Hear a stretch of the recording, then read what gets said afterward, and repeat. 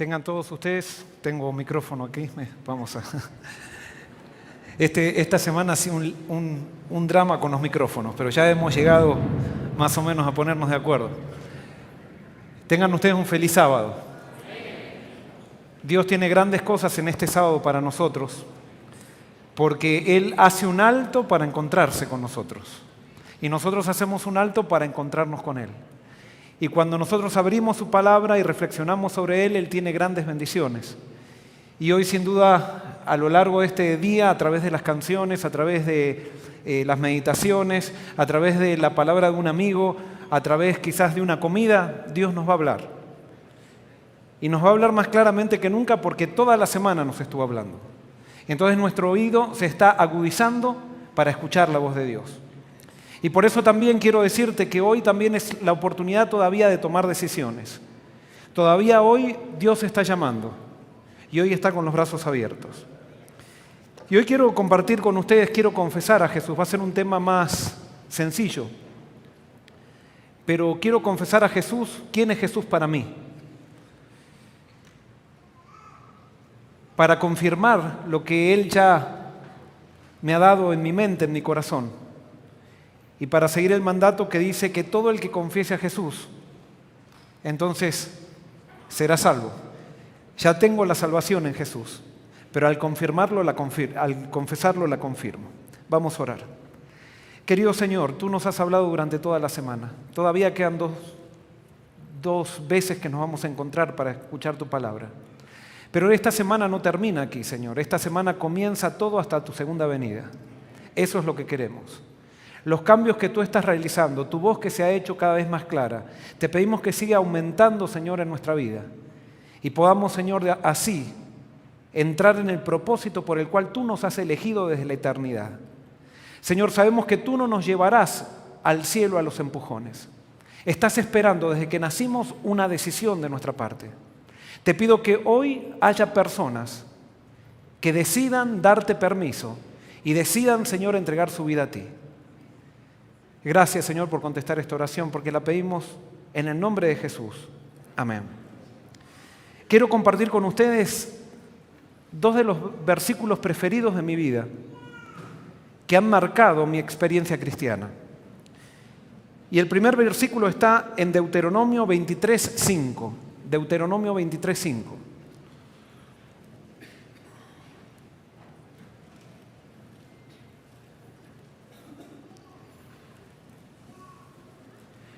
Deuteronomio 23:5 dice lo siguiente: pero el Señor tu Dios no oyó a Balaam, sino que volvió la maldición en bendición, porque el Señor te ama.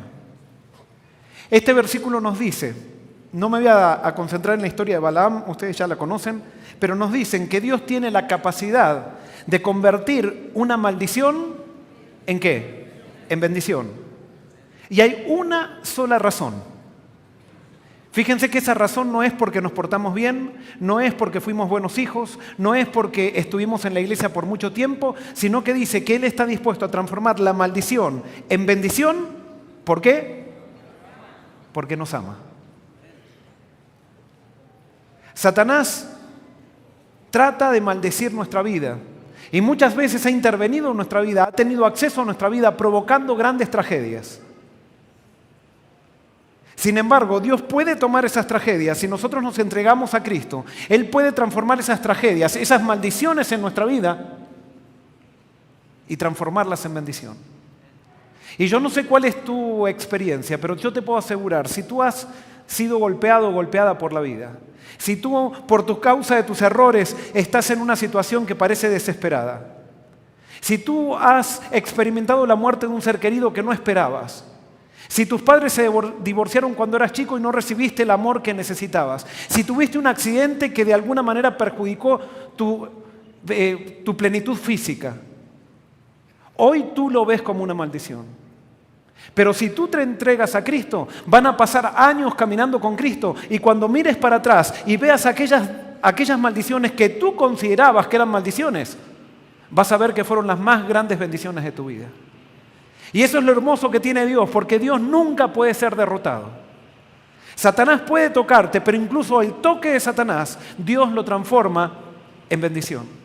Y por eso Romanos 8:28 dice, porque a los hijos de Dios todas las cosas le ayudan a bien. Fíjate que ahí no dice algunas cosas le ayudan a bien, o la mayoría de las cosas le ayudan a bien, sino ¿cuánto?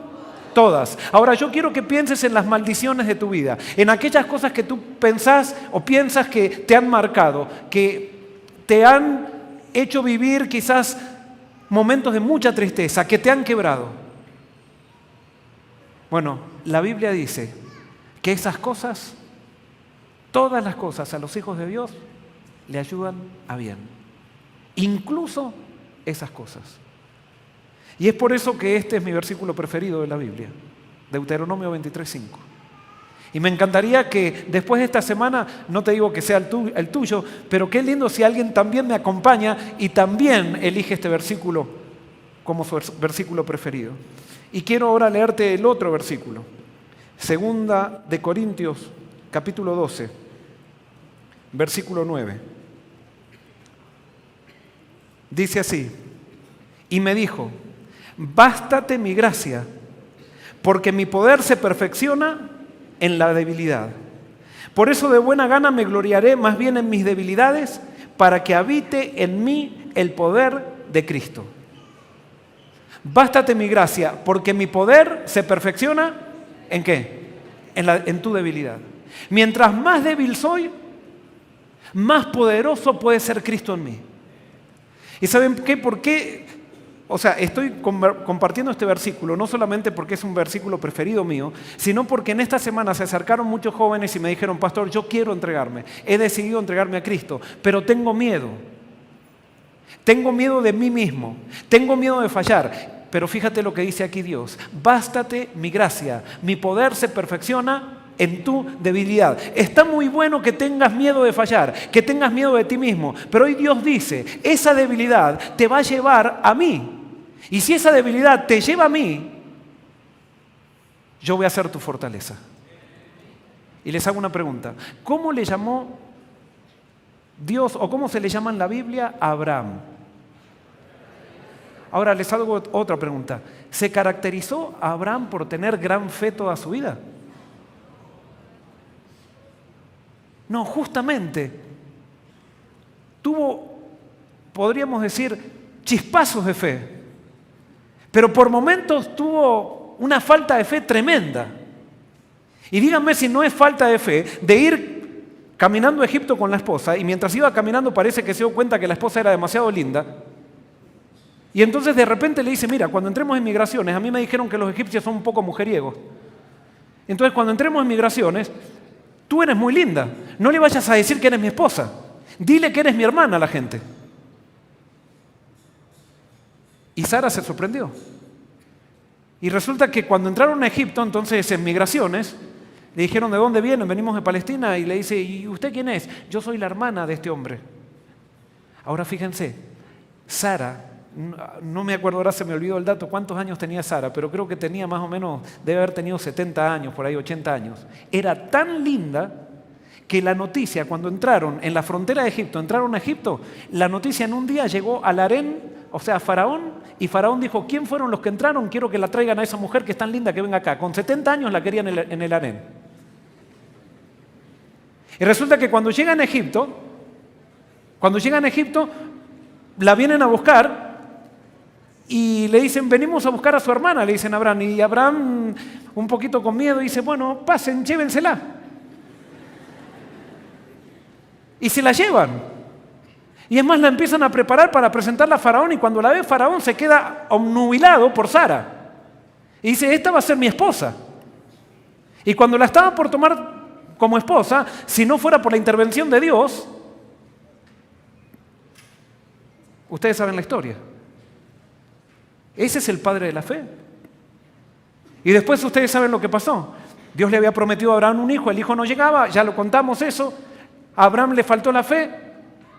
Como resultado nació Ismael y los problemas de esa falta de fe los vemos hasta hoy, porque los descendientes de Ismael, ¿quiénes son? Son los árabes. Y los descendientes de Isaac, ¿quiénes son? Los judíos. Antes se tiraban piedras en un patio, ahora se tiran misiles. La falta de fe de Abraham nos llega hasta hoy. Sin embargo, Abraham creció con Dios, permaneció en la presencia de Dios, buscó el perdón de Dios y la debilidad de Abraham se transformó en su fortaleza. Él reconoció su debilidad y cuando él reconoció su debilidad, Dios fue fuerte en él y fue el padre de la fe. ¿Cómo se le llamó a David? Hombre con el corazón como el de Dios. Si estudiamos la historia de David, ¿se caracterizó David por tener el corazón como el de Dios? No, pero cuando David reconoció su debilidad, cuando dijo, yo no puedo, Señor, yo te doy permiso, tú sé fuerte en mí, esta es mi debilidad. David se transformó en hombre con el corazón como el de Dios.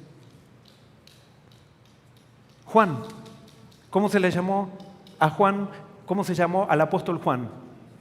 ¿El apóstol de qué? El apóstol del amor. ¿Se caracterizaba Juan por tener amor cuando se encontró con Cristo? No, era el hijo de qué? El hijo del trueno. Y el hijo del trueno, una vez que reconoció su debilidad, una vez que se dio cuenta que no valía la pena pedir fuego que caiga sobre la cabeza de la gente que odiaba, una vez que se encontró con Cristo, una vez que pasó por la cruz, él reconoció su debilidad y el hijo del trueno se transformó en el apóstol del amor. Ahora te digo, ¿cuál es tu debilidad?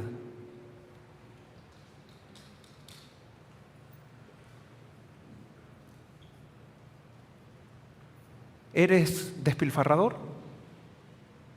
Si tú lo reconoces y lo entregas a Dios, puedes transformarse en el hombre ahorrativo, en el poder de Dios. ¿Eres mujeriego? Entrégale tu debilidad a Dios y puedes llegar a ser el hombre fiel en Dios. Bástate mi gracia porque mi poder se perfecciona en tu debilidad. Dios no te está pidiendo que seas perfecto, te estás pidiendo que reconozcas que eres imperfecto. Y si tú reconoces que eres imperfecto y empiezas a humillarte delante de Dios y caminas con Él, Él te va a mostrar cada vez que tú eres débil, pero Él se va a hacer más fuerte en ti y tú vas a ser un hombre y una mujer victorioso. Por eso no tengas miedo de entregarte a Dios, porque con Dios tú todo lo puedes. No pongas la vista en ti, pon la vista en Él. En eso consiste la vida cristiana, en poner la vista en Dios. Mi experiencia con Jesús comenzó temprano. Yo conté algo en la sociedad de jóvenes pasada. Desde chiquito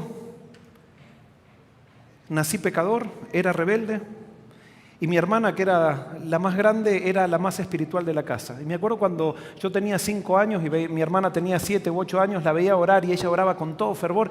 Y a mí me daba medio rabia la actitud espiritual de mi hermana. No sé por qué, porque era pecador. Pero en algún momento Dios hizo un clic en mi vida. Y mucha influencia de eso tuvieron mis padres. Mi mamá, cuando mis hermanos iban a la escuela primaria, ella se quedaba conmigo y me leía las bellas historias de la Biblia todas las tardes. Y parece que esas historias comenzaron a hacer mella en mi corazón. Y a los 7 años comencé a tener un vivo celo por Dios, podría decir, por la persona de Dios, aunque no entendía mucho las cosas. Y a los 7 años comencé a pedir bautizarme. Mis padres me decían que no porque era muy chico, pero insistí tanto que a los 8 años y medio me bauticé. A los 8 años y medio me bauticé, pero lo único que entendía era que me estaba entregando a Dios, pero no entendía nada más. Me sabía muchas historias de la Biblia, pero una cosa es saber las historias de la Biblia y otra cosa es saber el mensaje de la Biblia. Mi papá era pastor, lo trasladaron cuando tenía 9 años, fue departamental de la Unión, entonces crecí en un ambiente institucional, me mandaban a escuelas adventistas. Y allí en las escuelas adventistas desarrollé un espíritu de fariseo recalcitrante. De los 9 a los 12 años fui un fariseo total, sincero, pero un fariseíto. No les voy a contar detalles porque no tenemos tiempo, pero les voy a contar algún detalle. La gran crisis para mí fue cuando pasé de la primaria a la secundaria. ¿Por qué? Porque en la primaria era un ambiente bien adventista, en la secundaria seguí en la academia adventista, pero entraron un montón de chicos y chicas que no eran adventistas y que tenían otras costumbres. Y a mí eso me sorprendió. porque a mí me habían enseñado a no decir malas palabras. Y especialmente entró un grupo de chicas que de 3 palabras decía 4 malas palabras. Y para mí era eso, ustedes saben, los argentinos son muy mal hablados. Y para mí eso era inconcebible después que me había criado en un ambiente que era como una burbuja.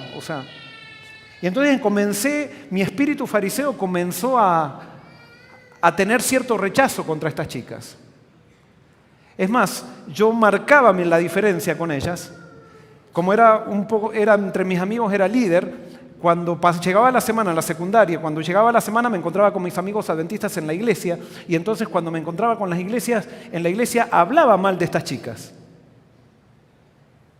Y después pasaba muchas veces, me acuerdo una vez que yo veía que estaban estas chicas con otros chicos, estaban en el curso y estaban riéndose y estaban diciendo cosas, y entonces yo me acerco, y entonces Silvina me dice, Joel, bueno, escuches porque estamos contando chistes verdes. Ustedes saben que son chistes verdes, ¿no? Bueno, chistes verdes. Y entonces a mí me dio una rabia tremenda que me excluyan, y yo digo, ¿cómo pueden estar contando chistes verdes? Yo tenía ganas de escucharlos, pero como era fariseo no los escuchaba. Porque el fariseo es así, el fariseo critica al que toma vino porque a él le gustaría tomar vino, pero no quiere gastar dinero en eso.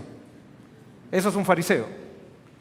Y el fariseo es un reprimido que por afuera, domina la conducta, pero en el corazón quiere hacer todo lo que condena.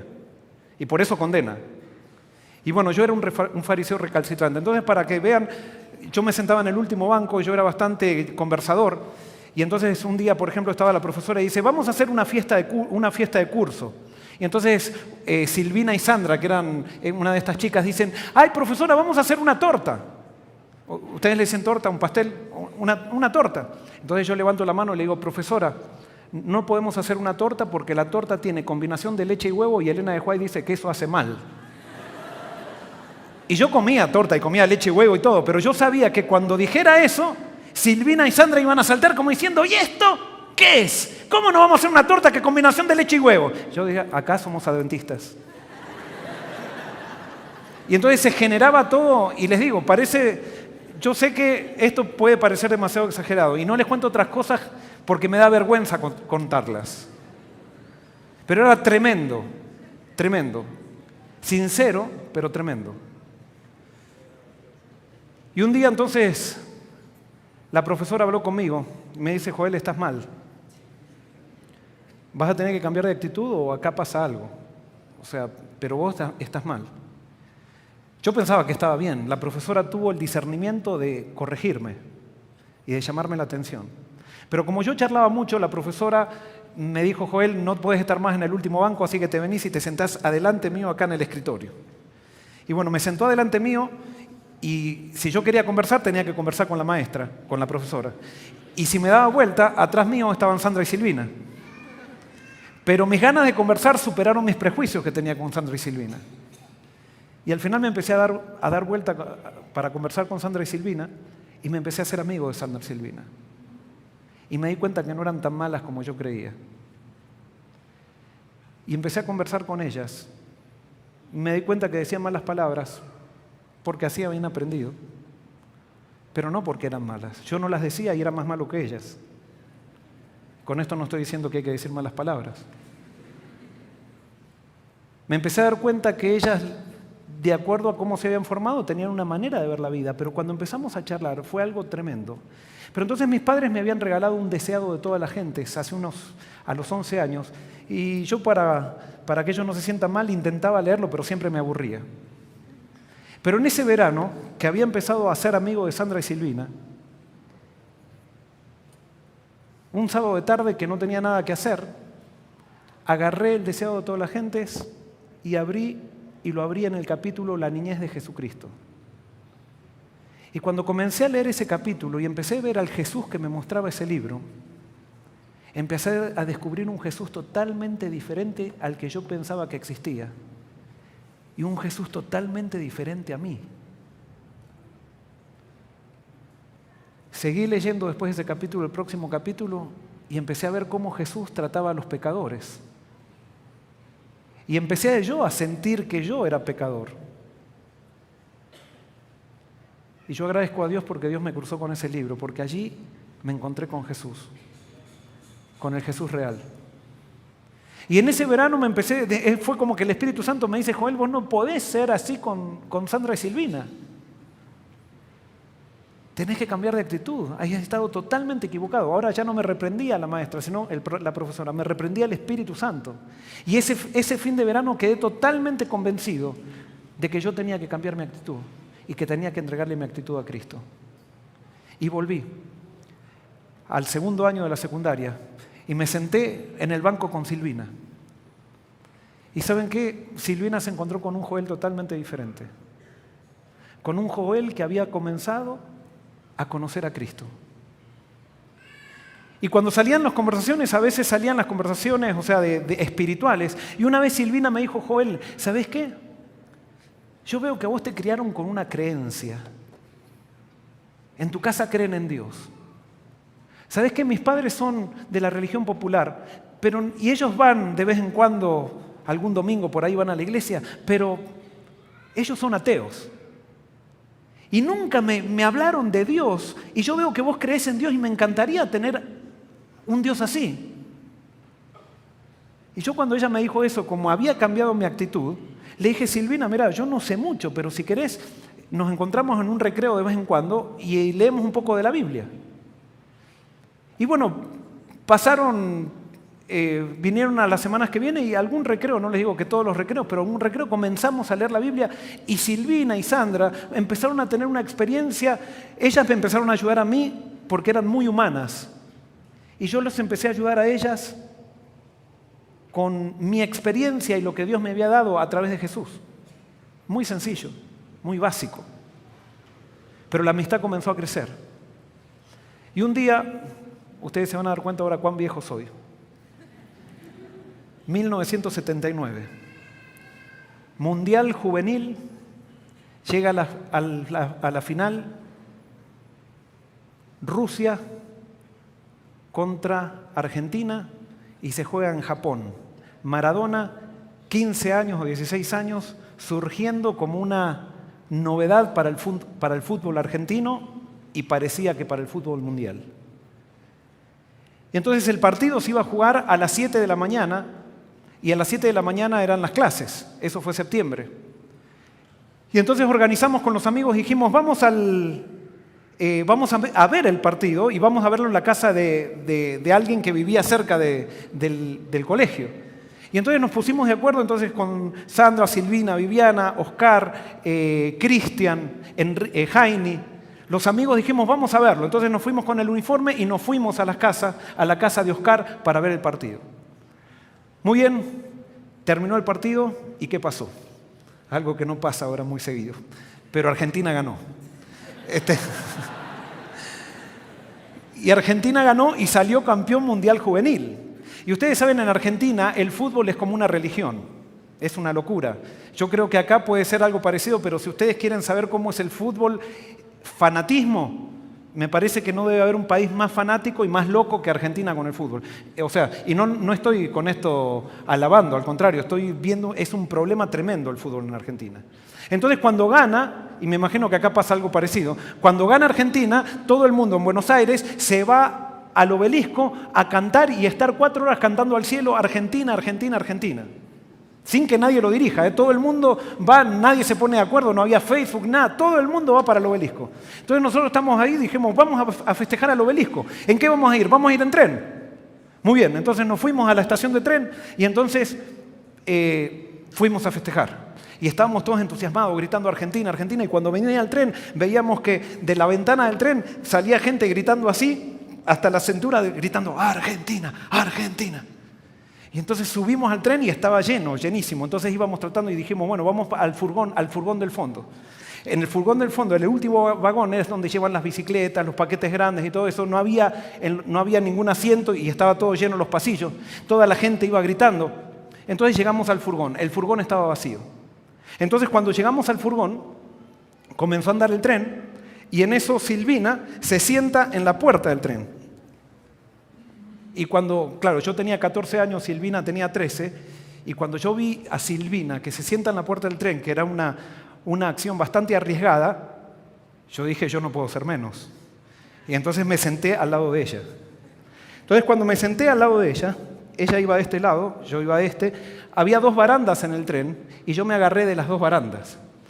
Y hay una costumbre en Argentina que cuando uno grita, tiene que hacer así. O sea, en el fútbol tiene que hacer así cuando grita. No sé por qué, pero esa es la cosa, hay que hacer así. Entonces,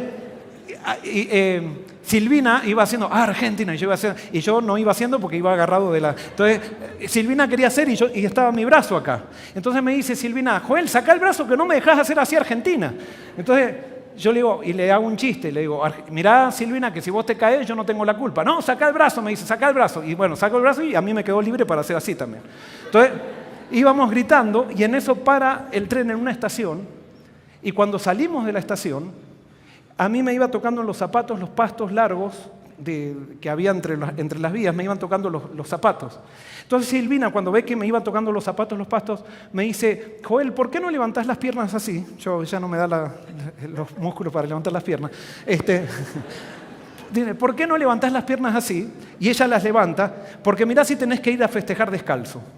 Y entonces cuando ella me dice cómo levanto las piernas, yo levanto las piernas y en eso viene un puente que nos agarra las piernas a los 2. Y Silvina sale despedida del tren y pasa por adelante mío. Yo recibí el golpe del puente, que era un puente así de vigas, recibí el golpe del puente y quedé colgado de la manija del tren. Y iban mis pies ahora iban tocando las vías mientras el tren iba rápido. Y Silvina se iba quedando allá. En eso yo no puedo explicar cómo. Yo aparecí de vuelta dentro del tren.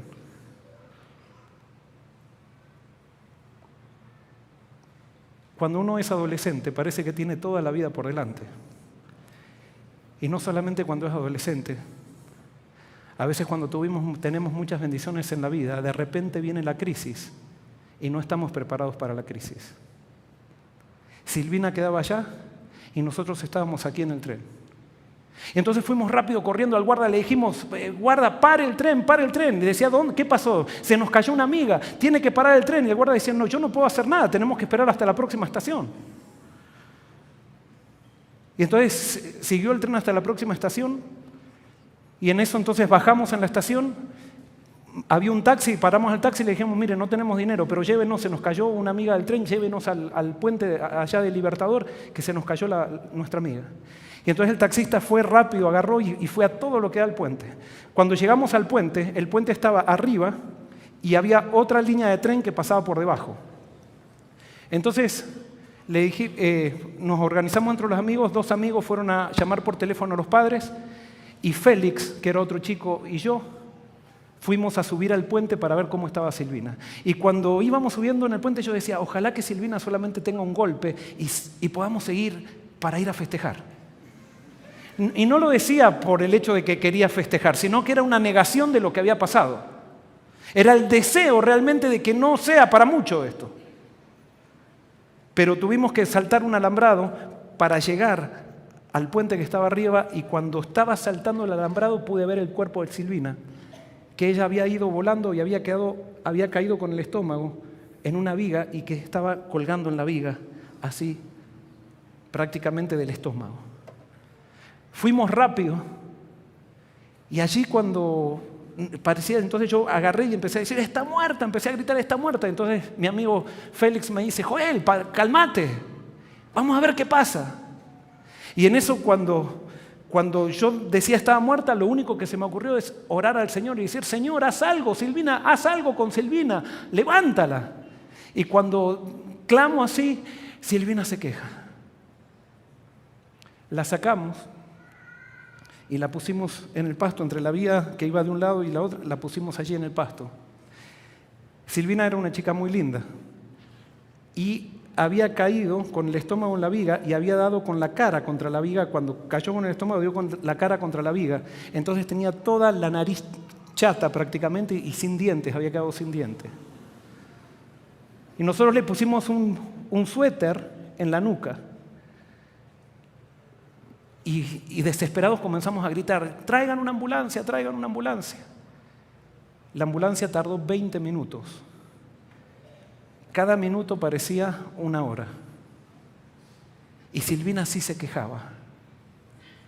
Yo no me había dado cuenta, pero después a mí me llevaron a la comisaría para declarar, nos llevaron a algunos a la comisaría para declarar, y allí en la comisaría no me podían sacar el zapato en la pierna izquierda porque tenía el pie tan hinchado que el zapato no se me salía por el golpe que había recibido el puente.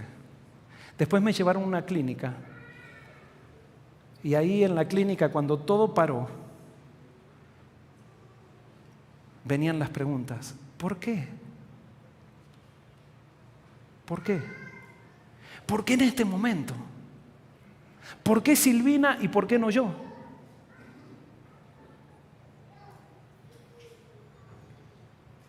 Cuando mis padres se enteraron, vinieron a la clínica y les pedí una cosa. Papá y mamá, tráiganme el deseado de todas las gentes. Por supuesto, no lo podía leer, pero tan siquiera era lo que en los últimos 6 meses me había dado motivación. Jesús. Jesús. Resumiendo la historia, Silvina la llevaron a un hospital especial. A mí me enyesaron la pierna. Y toda la academia todos los días iba al hospital y oraba por Silvina. Y allí estaba la madre de Silvina. Y estaba la madre de Silvina con la Biblia de Silvina. Porque la Silvina ahora, en ese año, había llegado a tener las mejores notas de Biblia. ¿Y saben qué? La Biblia de Silvina estaba toda subrayada. Y Silvina había dejado de decir malas palabras. Y ya no contaba chistes verdes. Porque ella también había empezado a descubrir a Jesús. Y la madre que era atea decía, si Dios salva a Silvina, yo voy a creer en Dios. Y entonces venían los hermanos con buena intención y le decían a la madre, Dios la va a salvar, Dios la va a salvar, ya ver, Dios la va a salvar. Y más si usted dice que se va a entregar a Dios, Dios la va a salvar. A veces somos un poco ingenuos los cristianos. Nosotros podemos decir Dios va a orar, pero no podemos decir qué es lo que Dios va a hacer. Porque no sabemos el fin desde el principio como lo sabe Dios. Pasó una semana y Silvina murió. Y entonces fuimos al velorio. Y estábamos allí en el velorio.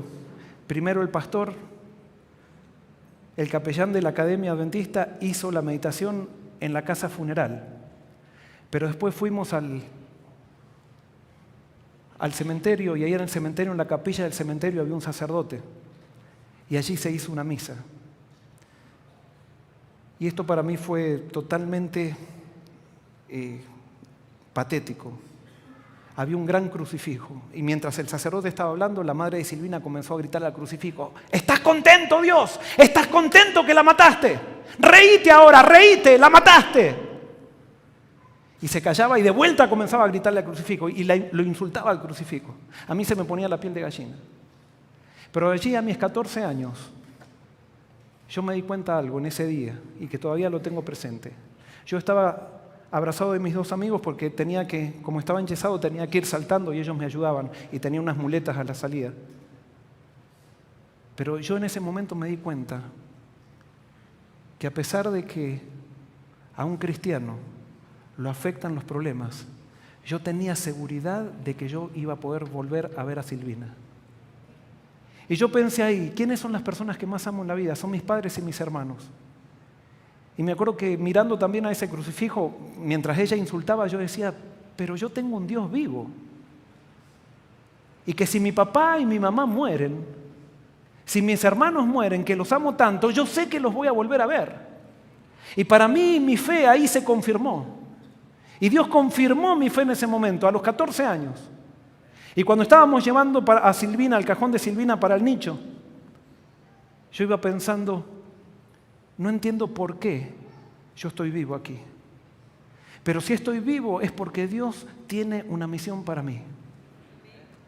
Y yo no puedo hacer nada para que Silvina resucite, eso pensé en ese momento. Pero sí puedo hacer algo. Yo puedo dedicar mi vida a Dios para predicar el Evangelio y que Cristo venga lo antes posible y así poder ver a Silvina. . Y caminando hacia la tumba de Silvina, reconfirmé mi decisión de ser pastor y dedicar mi vida para predicar la segunda venida de Cristo.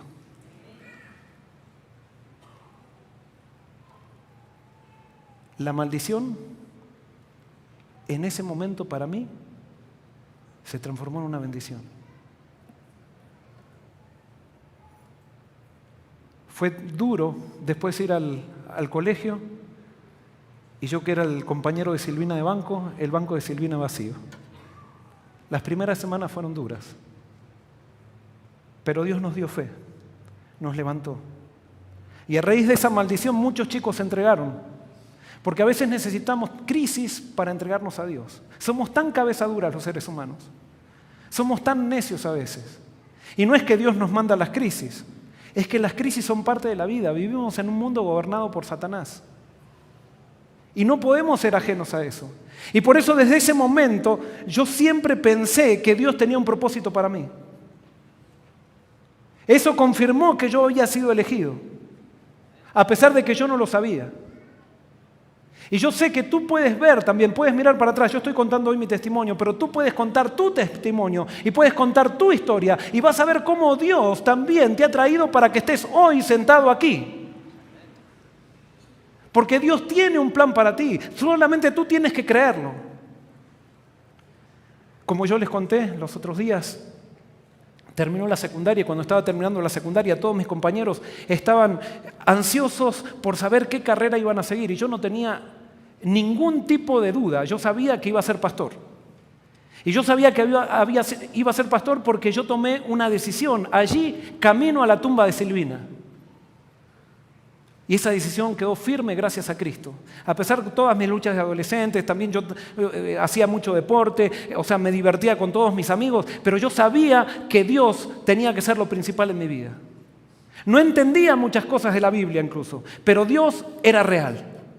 Jesús había comenzado a hacer un cambio en mi vida. Había entendido que el centro de la religión era Jesús, no la conducta, no las cosas, sino Jesús. Y Jesús me dio fuerza y comencé a estudiar teología. Y realmente yo nunca fui un buen alumno, pero en teología, como era mi pasión, me fue muy bien. Me fue muy bien. Y tenía muy buenas notas. Disfruté muchísimo al estudiar teología. Era el único hijo de pastor en todos los alumnos de teología. Entonces mi papá, que era pastor, muchas veces la gente venía y le decía la gente, le decían, felicitaciones, pastor, usted es el único que tiene un hijo pastor en el seminario, lo felicitamos, debe haber sido una muy buena inspiración. Y claro, y mi padre se sentía muy halagado por eso. Y en esa época todavía no había emails, no había computadoras ni nada, entonces ellos me mandaban cartas y cuando me mandaban cartas siempre me mandaban un versículo. Confía en el Señor, encomienda a Jehová tu camino, confía en Él y Él hará.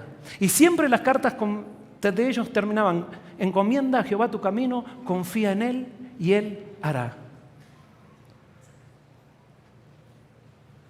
Llegó el último año de teología. Y un día había el 21 de septiembre, estamos cumpliendo ahora, sin darme cuenta, aniversario de eso. El 21 de septiembre me piden, era el Día del Estudiante, y el capellán de la universidad de allí, de Argentina, me dice, Joel, me dice, Joel, ¿sabes qué? Me dijeron que elija a un estudiante de teología para que predique el sábado en la iglesia. En 2 meses, me dijo. Porque va a ser el Día del Estudiante. ¿Y sabes qué? Yo creo que tenés que ser vos. Y yo dije, ¿yo? Y me dice, sí, tenés que ser vos. Y yo digo, pero yo nunca he predicado así para tanta gente. Me dice, ponerlo en las manos de Dios, pero yo quiero que vos seas. Bueno, le dije, está bien, en el nombre del Señor lo acepto. Tuve 2 meses para prepararme. No les voy a contar todas las vicisitudes, pero el último día, el anteúltimo día, cuando yo ya había decidido predicar sobre el libro de Josué, a raíz de las meditaciones que yo les decía que tenía en la biblioteca y todo eso, había decidido predicar del libro de Josué.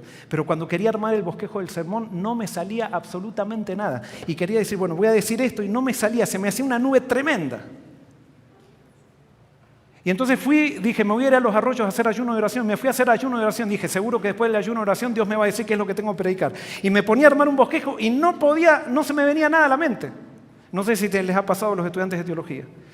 Y llegó el viernes de noche y yo sabía qué tema iba a predicar, pero no sabía qué era lo que iba a decir. Y entonces el sábado de la mañana me levanté a las 6 de la mañana, tenía que ir a predicar a las 8:30, y me levanté a las 6 de la mañana y quise hacer un bosquejo y no me salía nada. Y entonces le dije, Señor, mira, en tu nombre voy, porque no sé qué es lo que voy a decir. Y entonces cuando llego a la piecita pastoral, me dicen, ¿vos sabías, Joel, que tenés que predicar en los 2 turnos, en el turno de los estudiantes y en el turno de los profesores? Y le digo, no sabía nada. Bueno, ahora te lo decimos, tenés que predicar en los 2 turnos. Le digo, pero nadie me dijo. Bueno, no importa, ¿y ahora quién va a predicar? Si no, tenés que predicar vos en los 2 turnos. Yo había preparado, había estudiado la Biblia, pero no sabía lo que iba a decir. Bueno, me paré cuando llegó el momento, en el nombre de Dios, y empecé a predicar. Ese sermón duró 20 minutos. Pero quiero decirles que fue el mejor sermón de mi vida. Nunca sentí el poder de Dios de una manera tan impresionante cuando hablaba en esos 20 minutos. Y no fue desordenado ni nada, fue un sermón súper ordenado. Prediqué en el segundo turno de vuelta y fue impresionante. Y yo sabía que no era de mí, o sea, porque ¿de quién era eso? De Dios. Yo tenía la convicción, porque yo no sabía, el sábado de mañana no sabía qué era lo que iba a decir. Y a la salida había muchos alumnos que me decían, Joel, es el primer sermón de mi vida que escucho. Y yo sabía que era Dios, porque yo no podía decir, no, qué bien que prediqué, porque preparé un bosquejo buenísimo. No. ¿Pero por qué lo hizo Dios? Porque cuando tú haces algo para Dios, la gloria es solamente para Él. Y a veces Dios te hace ver que su poder se perfecciona en tu debilidad. Tú no eres un gran predicador porque preparas buenos sermones. Tú eres un gran predicador porque vives los sermones. Y cuando vives los sermones puede ser que seas malísimo hablando, pero si lo vives, transmites. Si no vives, solamente puedes impresionar, puedes recibir aplauso, pero la cuestión es vivir. Eso fue en septiembre, estaba llegando la graduación. No les voy a contar todos los detalles. Pero entonces me llaman del departamento de teología y me dicen, Joel, queremos decirte que no te vamos a dejar graduar. Entonces le digo, ¿por qué? Porque hubo una persona que no le gustó tu sermón hace 3 meses y quiere que te disciplinemos. Le digo, pero, profesor, ¿qué fue lo que dije? O sea, ¿qué fue lo que dije? Una herejía. Y entonces me dice, bueno, no, yo no me acuerdo muy bien qué fue lo que dijiste, pero sí, yo me acuerdo que, no tenías autoridad para predicar un sermón así.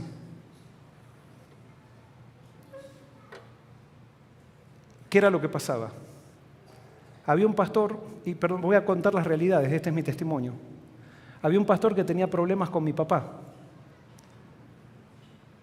Y que entonces cuando vio que el hijo estaba predicando, decidió vengarse con el hijo. Y yo había dicho una frase, que no es nada herética, pero que esa parece que lo había ofendido al pastor. Porque yo haciendo la aplicación del libro de Josué, yo dije, Josué era general del pueblo de Dios. Y Dios le pedía que estudie la Biblia todos los días, para que sea prudente y sea sabio. Le decía a Dios, en mi ley meditarás de día y de noche. Y entonces en el sermón dije, Josué podría haber dicho, no, Señor, yo soy el general de tu ejército, tengo que estar preparando la estrategia para Jericó. No tengo tiempo para todos los días dedicar un tiempo para ti. Pídele eso al soldado, que yo lo tengo que dirigir, aquel del pueblo de Israel que no es importante como yo, pero yo, que tengo que estar ocupado en tu obra, no puedo dedicar tanto tiempo a meditar en tu ley. Y yo dije, si Josué hubiera dicho eso, no hubiera habido conquista de Jericó. Entonces dije una frase que eso fue lo que... Y yo dije en ese momento, el problema que muchas veces tenemos es que muchas veces nosotros servimos en la obra de Dios y no servimos al Dios de la obra. Eso fue lo que dijiste, no tenés autoridad para decir eso. Le digo, profesor, simplemente hice la aplicación del texto. Bueno, no te vas a poder graduar. En ese día venían los de la Unión y venían para contratar a los que iban a ser pastores. Y entonces me llamaron a mí, y a todos los que llamaban era porque los iban a contratar. Entonces me acuerdo que me puse una corbata. En esa época se usaba una trabita, así para estar elegante. Entonces me puse la trabita. Y mientras me miraba en el espejo decía, si me mandan a la quiaca voy. O sea, porque tenía ganas ya de trabajar. Y fui a hablar con esta persona, este ministerial. Y después de hablar una hora y media, me dijo, Joel, te voy a decir algo. Vos no servís para ser pastor. Y vas a tener que orar por lo menos 10 años, y van a tener que pasar unos 10 años para que alguna vez te podamos contratar, porque vos no servís para esto. Estamos en el parque de la universidad, y entonces oramos, él me dejó allí, y yo me acuerdo que me quedé llorando. Y en ese momento le dije a Dios, Dios, yo no sé, pero tú sabes que tú me llamaste. O sea, yo no sé si voy a trabajar, si me van a dar trabajo o no, pero yo quiero ser pastor para ti. Pero hoy me siento muy triste. Y yo quiero que me confirmes si realmente me llamaste o no me llamaste. Yo quiero que me digas de alguna manera si realmente estoy contigo, o sea, si tú estás en esto o no. Y me quedé llorando ahí en el parque, no quería que nadie se dé cuenta, entonces esperé a tranquilizarme. Y me fui. Y esa noche íbamos siempre yo estaba haciendo un internship, o sea, estaba haciendo una práctica en un pueblo cercano. Y entonces era la reunión de oración. Y era un pueblo de campo, una iglesia de campo esa.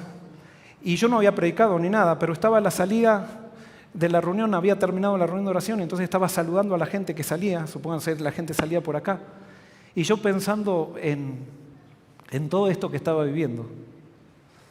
Y en esa época, en esa zona de Argentina, hay mucha gente rusa alemana, que son personas que son poco expresivas, o sea, no son personas así que están como los italianos, no, son personas muy poca expresión tienen. Y el primer anciano de la iglesia era un ruso alemán, el doctor Kremer, era dentista. Y en eso que yo estaba saludando, así pensando en todo lo que estaba pasando, él para y me mira y me dice, Joel, ¿qué? Le digo, ¿me dejás que te dé un abrazo? Y le digo, sí. Y él era mucho más alto que yo. Entonces me agarró y me apretó así, me levantó y yo quedé así en la...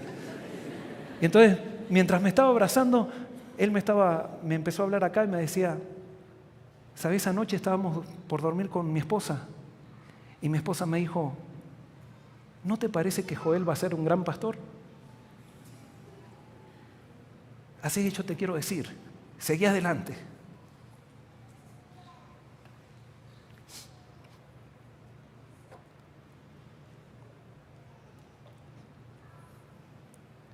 Seguí adelante.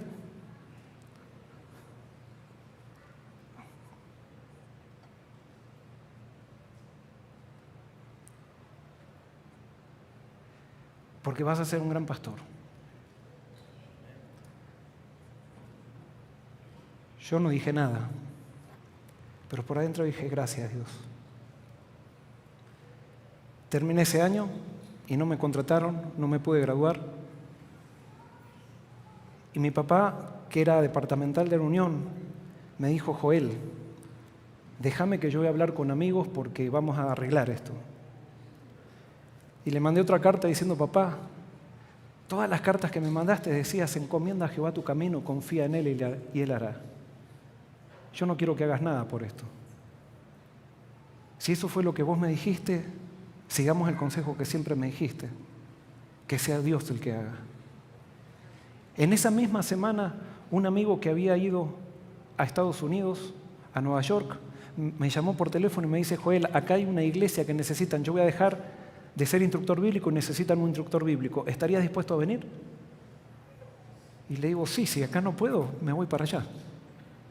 Así que le dije a mis padres, y mis padres, bueno, no teníamos dinero, no sabíamos cómo, pero empezamos a ahorrar y llegamos, el pasaje para Estados Unidos salía $700.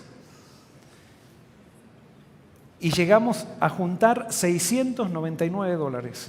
Y yo me acuerdo que fui a comprar el pasaje y le ponía arriba del escritorio a la persona y digo, 699. ¿Me haría una rebaja de $1?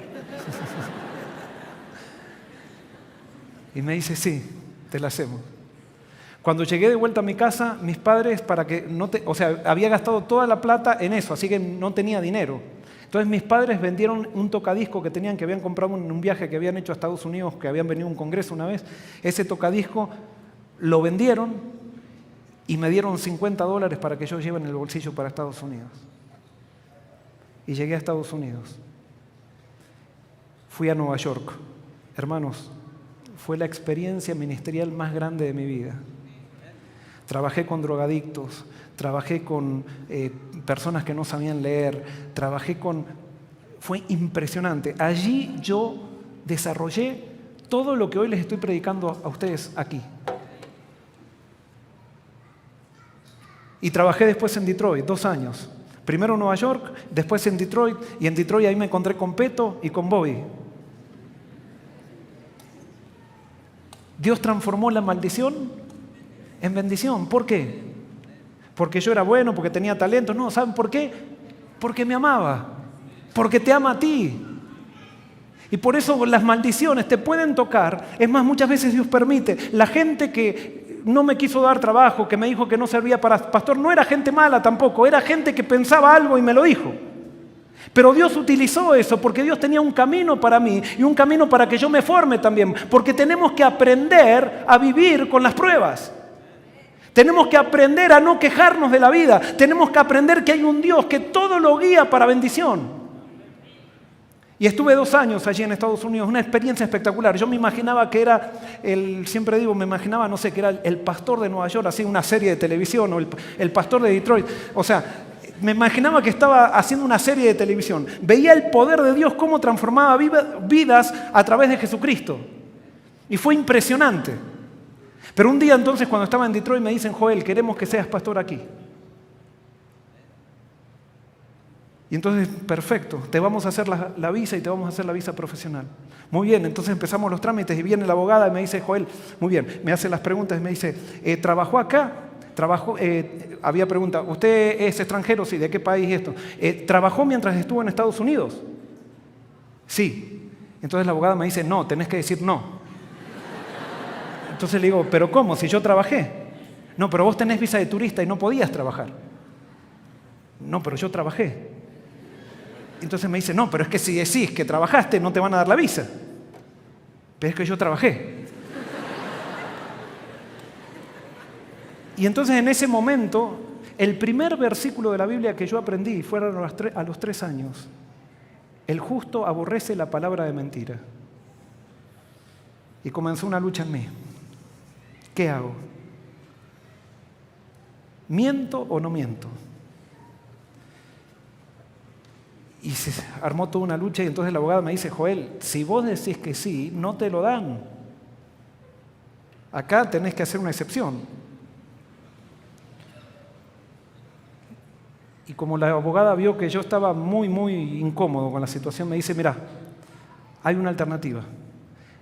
Que te vayas a Argentina.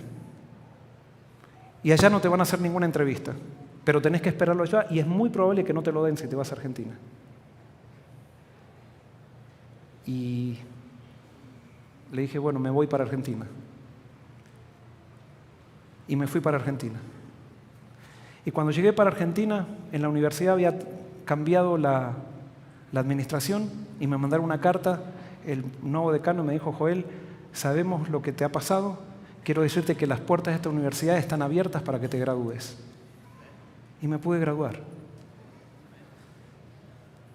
Y yo le dije a Dios, si tú quieres que vuelva a Estados Unidos, yo voy a esperar a los papeles. Si no me los dan, quiere decir que tú quieres que me quede acá. Pero si me los dan, tú me quieres en Estados Unidos. Y yo voy a esperar hasta que me den la respuesta de la embajada americana para saber qué es lo que voy a hacer. Y hice ese trato con Dios. Y pasó 1 mes y no venía ninguna respuesta. Pasaron 2 meses, ninguna respuesta. Pasaron 3 meses, ninguna respuesta. Y venía un congreso de la Unión allí en Argentina. Y entonces fui acompañando a mi padre, que era pastor allí. Y entonces, cuando estaba en el Congreso de la Unión, me encontré con un montón de amigos y todos me decían que qué hacer, qué lindo sería que trabajes acá. Y en ese momento se acercó un pastor y me dice, Joel, necesitamos un pastor de jóvenes para la Iglesia Central de Buenos Aires. ¿Quisieras trabajar? Y le dije, no. O sea, gracias, pero yo tengo un trato con Dios. Y yo le dije que yo iba a esperar los papeles, su respuesta a través de los papeles. Y que si él me decía, si me daban los papeles, yo tengo que volver a Estados Unidos. Si no me lo dan, entonces sí. No, tenés que responder ya. No, entonces no. Bueno, se fue. Pasaron 3 horas y viene de vuelta el pastor y me dice, Joel, es la oportunidad. Mirá si no te dan los papeles. Y yo me hice el espiritual y dije, no, yo hice un trato con Dios. Y bueno, hablamos un poquito y me dice, mirá si perdés el pan y la torta. Te quedás sin el pan y sin la torta. Mirá si ahora rechazás y la semana que viene te vienen los papeles y te dicen que no. Y te quedaste sin esta oportunidad, porque nosotros ya tenemos que elegir a alguien. Y entonces él se fue, volvió al otro día y me dice, Joel, esta es la oportunidad. Y me habló, y me habló, me habló. Y en ese momento le dije, está bien, me quedo. Pero mirá que esta es tu palabra. Sí, es mi palabra, me quedo. Tiene razón, quizás me quedo sin el pan y sin la torta. Le dije a mi padre que sabía del trato que yo había tenido con Dios, se sorprendió. Me dijo, bueno, claro, ellos estaban felices también que yo me quedara por allí. Y volví contento a mi casa, a la casa de mis padres. Pasó una semana y llega un sobre de la embajada americana. Con mucho miedo abro el sobre y cuando abro el sobre dice, pase a buscar su visa profesional por la embajada.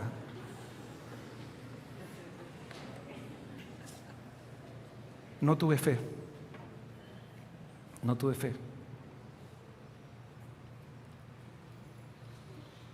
Y cuando no tienes fe, haces el camino más largo.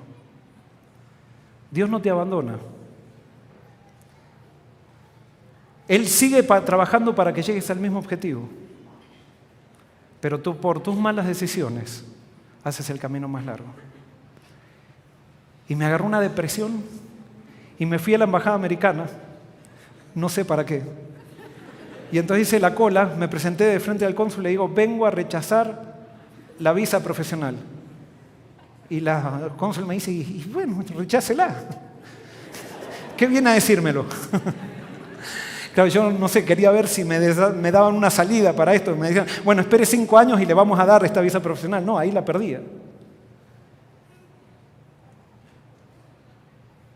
Empecé a trabajar con depresión en esa iglesia, que encontré a Arturo. ¿Se acuerdan de Arturo?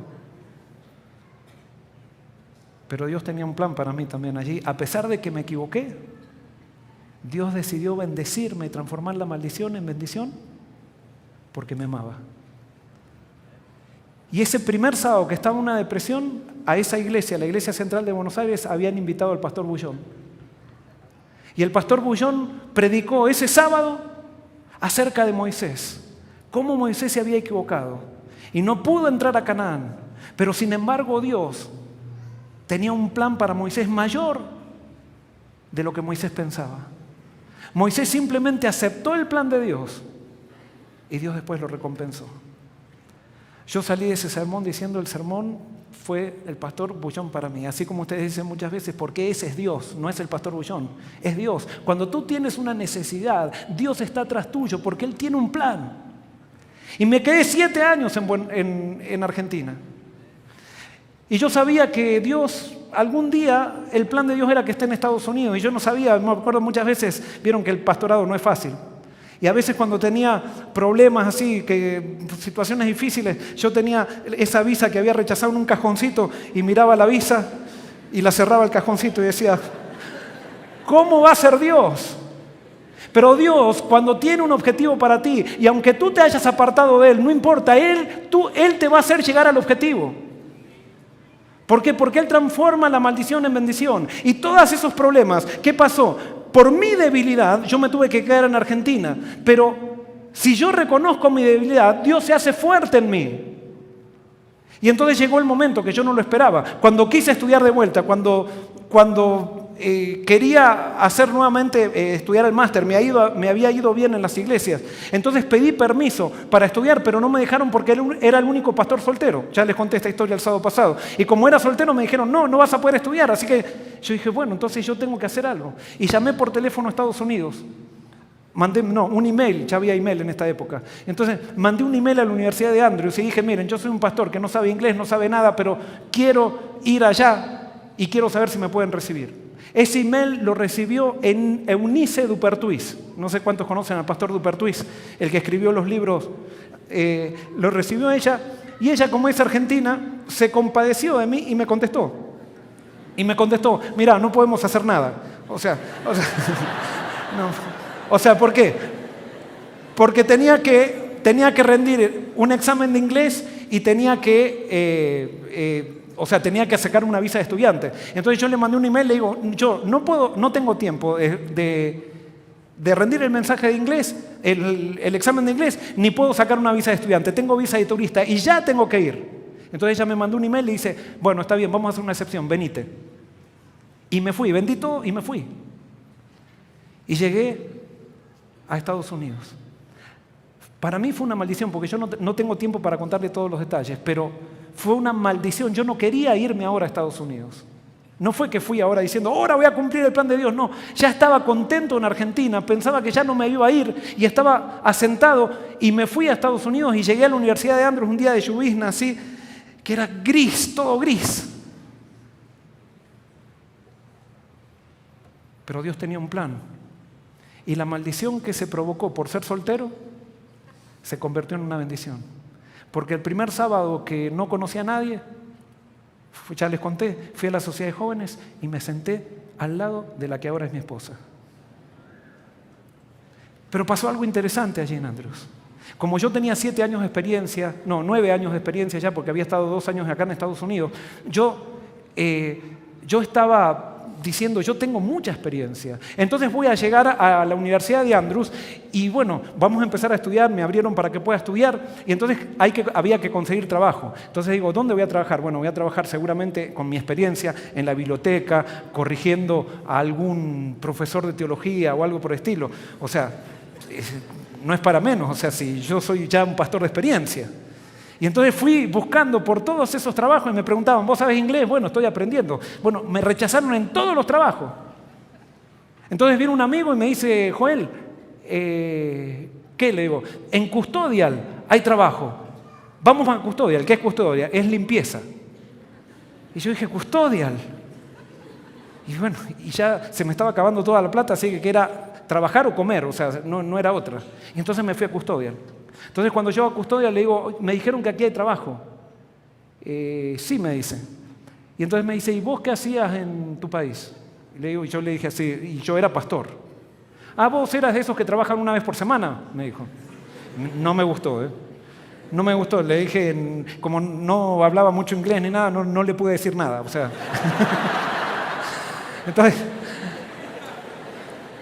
Entonces, él me dice, mira, nos queda un trabajo. Le digo, bueno, ¿cuál es el trabajo? El Science Building, necesitamos que alguien limpie los 13 baños del Science Building. Y yo dije, ¿los 13 baños? Y bueno, si no hay otra, está bien, y acepté. Le digo, me fui de ahí una vergüenza.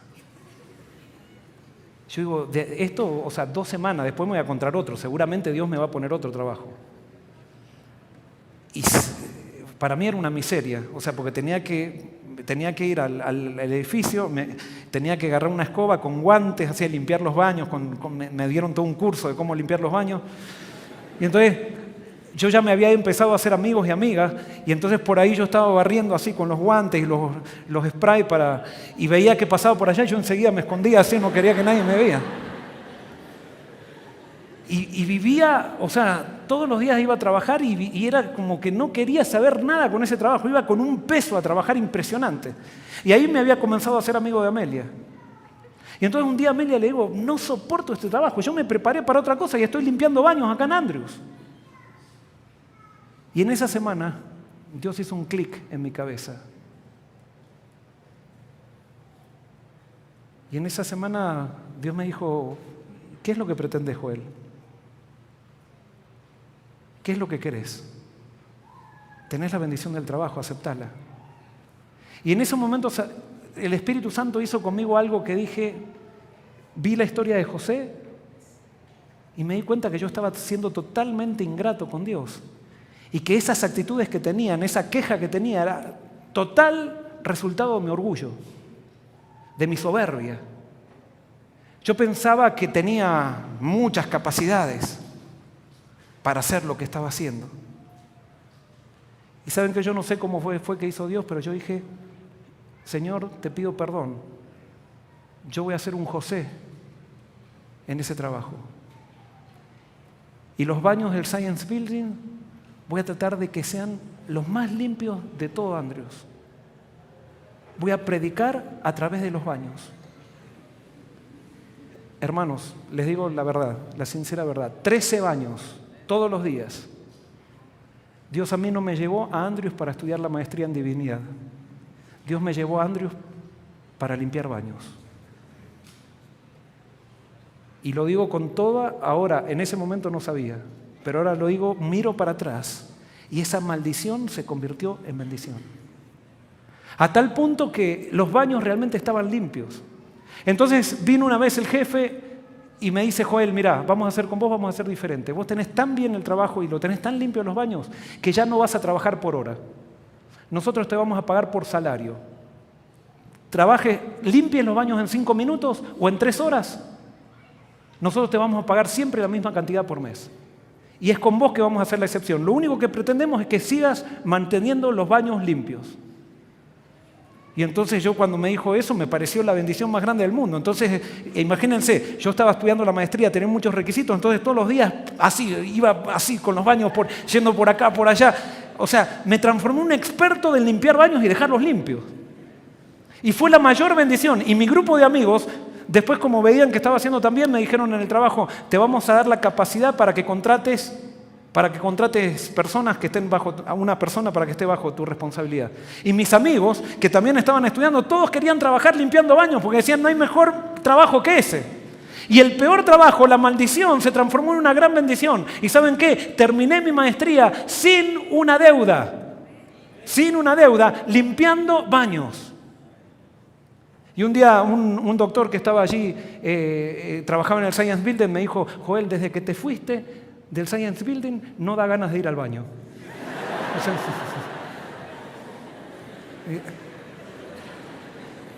Dios, cuando tú le pones a Dios todo, Él hace todo.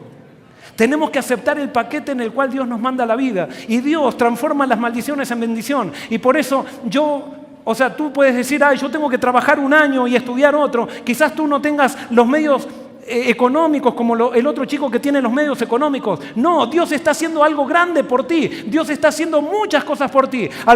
Los hace también con aquellos que tienen bendiciones, pero contigo también te está formando y no puedes sentirte debajo de nadie. Era una tontería de mi parte esconderme cuando estaba con una escoba. No, todo trabajo es digno y con Dios todo es excelente. Tú puedes predicar limpiando baños, puedes predicar barriendo calles, puedes predicar de cualquier forma, porque con Cristo todo es mejor. Y Él transforma todo. Tuve la oportunidad, y ya tengo que ir terminando, hermanos, hoy no los quiero cansar. Pero tuve la oportunidad de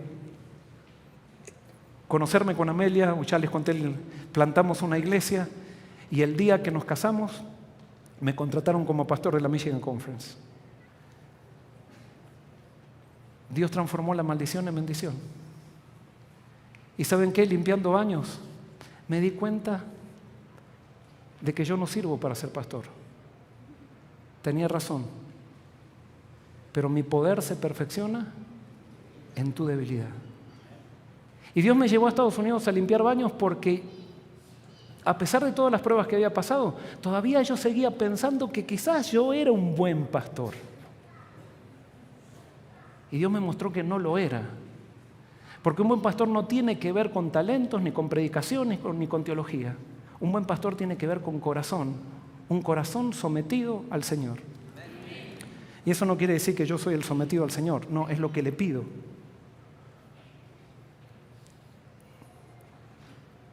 Y voy a terminar con una experiencia. Nosotros no podíamos tener hijos aparentemente. Oramos. Y cuando Dios le dio la revelación a mi esposa que nos iba a dar hijos, ella le dijo: Señor, que sean 2, que no sea uno solo. Y Dios nos dio 3. Pero fue una prueba también tener hijos. Y una vez que estábamos de vacaciones, que fuimos a Argentina, estábamos siempre vamos al hospital adventista porque nos gusta cómo atienden ahí, los hacemos atender a los chicos. Y entonces fuimos al pediatra y mi esposa le dijo al pediatra: por favor, hágale un análisis de sangre a su hijita, a mi hijita, perdón.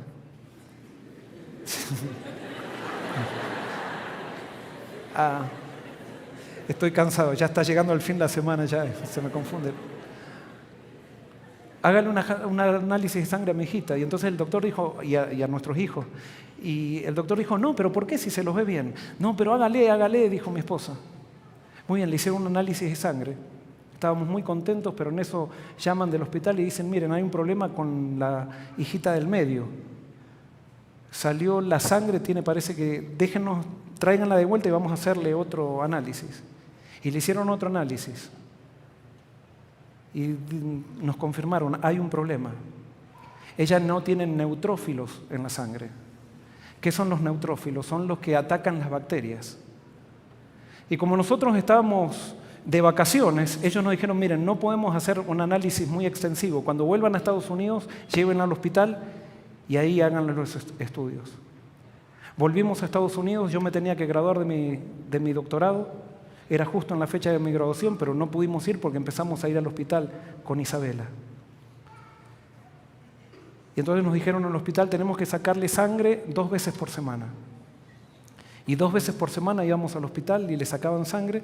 Al primero ya lo soportaba bien, pero después el bracito, ella se le había ocurrido que no quería en otro lugar que en el mismo brazo, y no la pudimos convencer. Y entonces era siempre en el mismo brazo. Y para colmo, los enfermeros a veces no eran demasiado cuidadosos. Entonces el brazo se le iba marcando y era realmente un poquito de ansiedad nos daba porque no sabíamos qué era lo que pasaba. Ellos querían ver si era neutropenia cíclica. Pero después de un mes de pasar por eso, nos dijeron: no es neutropenia cíclica. Ella no tiene, ni le suben ni le bajan, están siempre bajos los niveles. Entonces dicen: tienen 2 alternativas. O traerla, nosotros les vamos a enseñar por un mes, traerla todos los días para que le demos una inyección de neutrófilos, y después toda la vida, todos los días, ella va a tener que darse una inyección de neutrófilos. O esperar. Y con Amelia dijimos: no la vamos a sacrificar a ella en su vida teniendo que ponerse inyección todos los días. Hasta ahora ha estado sana. Así que vamos a ponerla en las manos de Dios. Eso pasó en el año 2013. Pero nos dijeron ellos: cada vez que tenga fiebre, tienen que traerla urgente al hospital, porque con una infección ella se puede morir. Y entonces me acuerdo la primera fiebre que le agarró el primer invierno, a las 3 de la mañana, todos en el auto al hospital. Y ahí, la analizaron y no era una bacteria, era un virus. Y nosotros estábamos un poco con el corazón en la boca, pero le habíamos puesto a Dios el problema. Entonces un día nos llama el doctor. Esto me olvidé decirlo, que para esto lo estaba contando. Nos llama el doctor y nos dice: miren, hay un problema. Ella no tiene plaquetas en la sangre. Eso implica que tiene leucemia. Pero déjenme que vamos a analizar un poco más. Fueron 2 días terribles para nosotros. Me acuerdo que yo iba manejando, esto lo conté también los otros días en un grupo, iba manejando y iba diciendo: Señor, ¿qué vamos a hacer? Pero mientras iba manejando, Dios, a pesar de que se me iban cayendo las lágrimas, empezó a surgir en mí una fe real, porque yo sabía que a pesar que mi hija la podría perder, yo la iba a ver. Y le dije: Señor, dame fuerza para poder pasar esta prueba. Pero quiero decirles, claro, ustedes quizás pasaron pruebas peores, que en esos días hasta tuvimos tensiones con Amelia, porque uno está tan tensionado que que empieza a tensionarse con todo el mundo. Me di cuenta que mi fe cotidiana no era gran fe, pero sí me di cuenta que mi fe de base era una fe segura. Y me acuerdo cuando iba en el auto y le dije, Señor, yo te la entrego, pero te agradezco porque yo sé que la voy a volver a ver a Isabela. Yo sé que si tú te la llevas, yo la veré. Y Señor, si tú te la llevas, yo te digo, ojalá que no sea así, pero te digo que voy a predicar con todo mi poder para que vengas antes. A los 2 días nos llamó el doctor y nos dijo, quédese tranquilo que era un error de la máquina.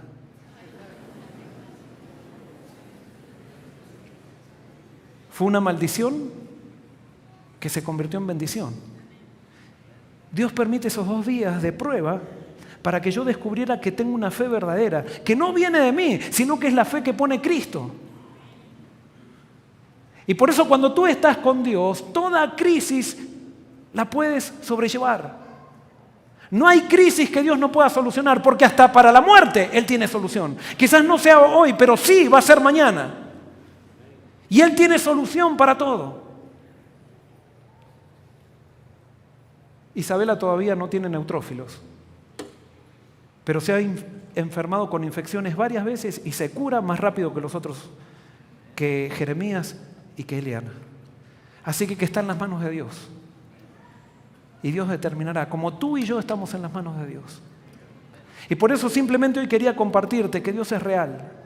¿Qué pierdes con aceptarlo? Pero a veces nos resistimos con Dios porque estamos así que no sé si entregarme. ¿Por qué no quieres entregarte si te está ofreciendo todo? ¿Qué es lo que hace que no te entregues a Dios? Ahora te sientes solo y no has solucionado nada. Con Dios tienes la posibilidad de solucionar todo. ¿Por qué no te entregas? No, es que yo tengo miedo de mí mismo. Pero si Dios dice, bástate mi gracia, mi poder se perfecciona en tu debilidad. Si tú te entregas a Cristo, tú ya no eres más responsable de tu vida. Él se hace responsable de tu vida. Tú solamente decides permanecer en Él. No, pero es que yo no sé si quiero seguir sus principios. Él te va a dar el deseo de seguir sus principios. Es Él, nada de ti, es Él.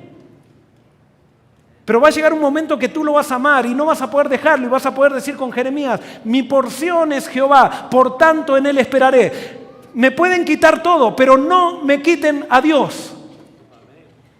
Porque con Dios tienes todo. Pero es que yo ya desordené mi vida. Es que justamente Él dice que te va a tomar tus veredas torcidas y las va a enderezar. ¿Por qué esperar? Y por eso hoy quiero terminar nuevamente con un llamado. Ahora un llamado no a los que pasaron ayer, sino yo sé que Dios todavía sigue hablando. Y quiero llamar a aquella persona que Dios le llamó entre ayer y hoy. Y yo sé que ayer hubo personas que decían, pastor, pero había algo que me ataba a la silla. Y por eso quiero darte la oportunidad que confieses nuevamente a Cristo y que dejes que esa silla no te ate. En el nombre de Cristo, levántate y toma una decisión. Y nuevamente voy a hacer un llamado al bautismo.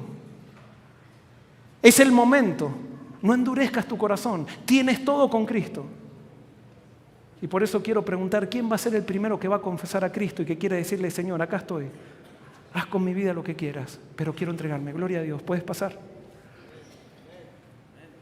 Amén.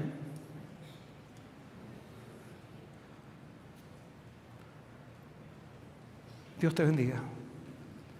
¿Cómo es tu nombre? Anthony. ¿Quién lo va a acompañar a Anthony? Quiero que lo acompañe alguien que ya está en la familia de Dios. Gloria a Dios. David, ¿no? David. Gloria a Dios, David. Yo sé que Dios está actuando en tu vida, David. Dios te bendiga. ¿Quién va a ser el tercero? Y quiero que venga alguien y los abrace de bienvenida, que les dé un abrazo de bienvenida. ¿Quién más? ¿Quién va a ser el tercero? No endurezcas tu corazón. Y quiero hacer ahora lo siguiente. Yo quiero ahora que cantemos y vamos a cantar el canto lema. Y si tú sientes mientras cantamos el canto lema, tú crees que Dios te está llamando, crees que tienes que tomar una decisión, crees que tienes que renovar tu vida con Cristo, yo te pido que pases. En el nombre de Cristo te invito a que pases. Está por comenzar la mejor etapa de tu vida. Me acompañan los directores de canto y vamos a cantar entonces el canto lema. Y mientras cantamos el canto lema, si tú sientes, no si tú sientes, si tú crees, porque acá no es cuestión de sentir, es cuestión de creer.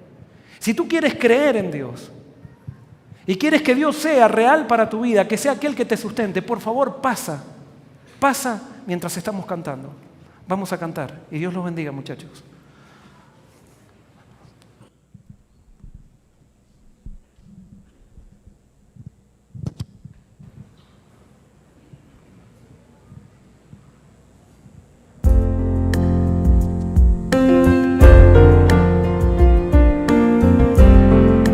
No le digas a no a Dios. Quiero dedicarte esta canción con todo el corazón y pensamiento. Quiero expresarte mi amor, viviendo todo el tiempo para ti. Amén. Tú eres la razón de todo mi existir. Tú eres mi canción, mi fuerza y mi rey. ¿Hay alguien más? Tú eres Gloria a Dios. mi consuelo en tiempo de aflicción, mi amigo fiel. Tú eres tierno cuando todo es hostil. Tú eres quien me alienta siempre a seguir. Tú eres como un fresco y claro manantial. Tú eres Dios.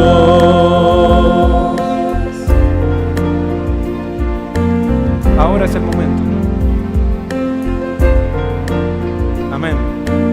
Quiero que mis labios al hablar sean limpios porque quiero darte honra. Quiero que mis ojos al mirar sean puros para verte solo a ti. Tú eres la razón de todo mi existir. Tú eres mi canción, mi fuerza y mi reír. Tú eres mi consuelo en tiempo de aflicción, mi amigo fiel. Tú eres tierno cuando todo es hostil. Tú eres quien me alienta siempre a seguir. Tú eres como un fresco y claro manantial. Tú eres Dios. Tú eres la razón de todo mi existir. Tú eres mi canción, mi fuerza y mi reír. Tú eres mi consuelo en tiempo de aflicción, mi amigo fiel. Tú eres tierno cuando todo es hostil. Tú eres quien me alienta siempre a seguir. Tú eres como un fresco y claro manantial. Tú eres Dios.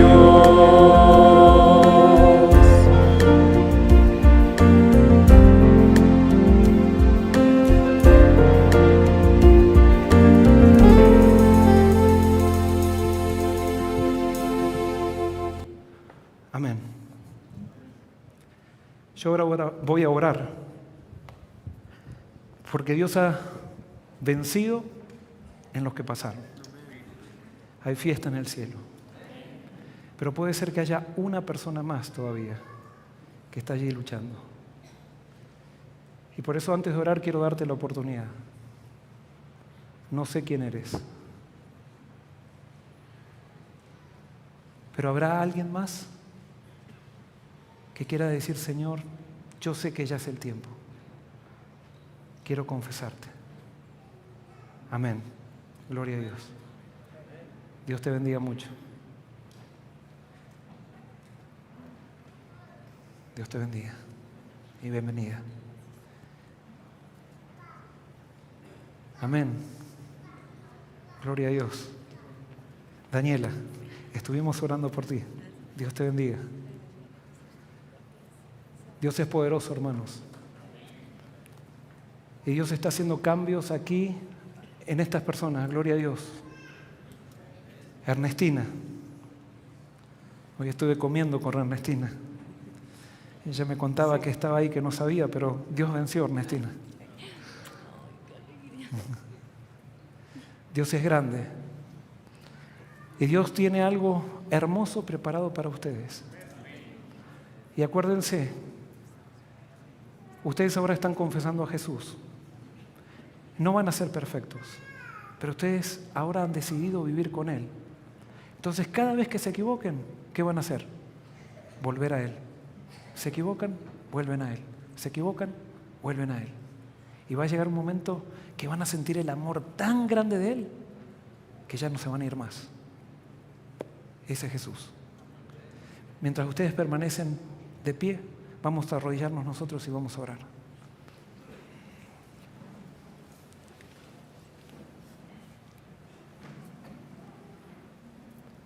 Querido Señor, gracias por estas personas. Gracias por estas victorias. Hoy confesamos a Jesús y aceptamos, Señor, que nuestra debilidad es lo que te da lugar para que tú seas fuerte en nosotros. Y por eso estas personas están reconociendo su debilidad. Y ahora tú hazte fuerte en ellos como lo prometiste, Señor. Señor, estas personas también posiblemente hayan tenido vida de maldición en el pasado. Pero ahora, Señor, que tú estás entrando a la vida de ellos, esas maldiciones se van a convertir en bendición. Y hay una única razón, es porque tú los amas. Y es porque tú los has elegido a ellos desde pequeños. Tú tienes una misión para ellos. Tú tienes un gran propósito para ellos, Señor. Ellos hoy lo creen y lo aceptan. Y te pido que los bautices con tu Santo Espíritu. Para que cuando tú lo decidas y pronto, cuando sea el momento, ellos entonces puedan dar su paso bautismal y entregar su vida y confesarte a ti para comenzar la mejor etapa de la vida de ellos. Gracias, Señor, por contestar esta oración. Los ponemos a ellos en tus manos y queremos recibirlos como familia y apoyarlos y amarlos. En el nombre de Jesús. Amén. Amén. Amén.